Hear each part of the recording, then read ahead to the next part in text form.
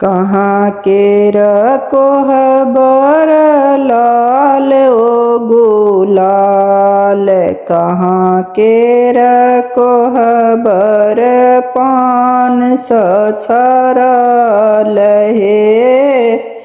कहाँ केर कोहबर लाल ओ गुलाल, कहाँ केर कोहबर पान सछरल हे। अबधक कोहबर लाल ओ गुलाल, मिथिलाक कोहबर पान सछरल हे।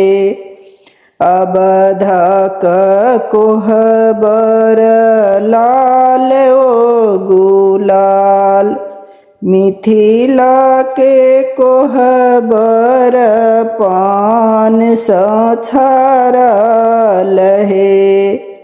ताहि पैसी सुत गेला रामचंद्र दुल्हा, संग में सुतलन सिया सुकुमारी हे। ताहि पैसी सुत गेला रामचंद्र दुल्हा, संगहि में सुतलन सिया सुकुमारी हे।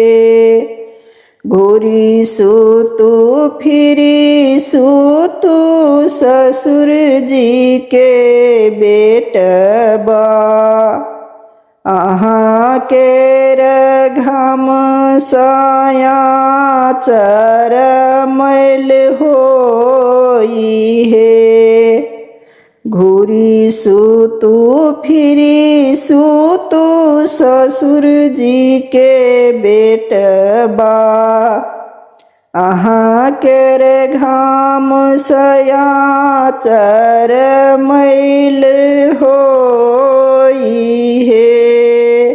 एतेक बचन जखन सुनलनि रामचंद्र दुल्हा, घर हुक सेज सा बाहर दल बिछाई हे। एतेक बचन जखन सुनलनि रामचंद्र दुल्हा, घर हुक सेज सा बाहर दल बिछाई हे। उठी गेलै बादर बरस लागल मेघ, उलती लागल दुल्हा रोदना पसारी हे। उठी गेलै बादर बरस लागल मेघ, उलती लागल दुल्हा रोदना पसारी हे। खोलू धानी स्वर्णक के बार, आजू केर राती पलंग पैंचा देहु हे। खोलू धानी स्वर्णक के बार, आजू केर राती पलंग पैंचा देहु हे। आजू केर राती में पलंग पैंचा देब, हमरा बाबूजी सा यहाँ दहेज नहीं लेब हे। आजू केर राती में पलंग पैंचा देब, हमरा बाबूजी यहाँ दहेज नहीं लेब।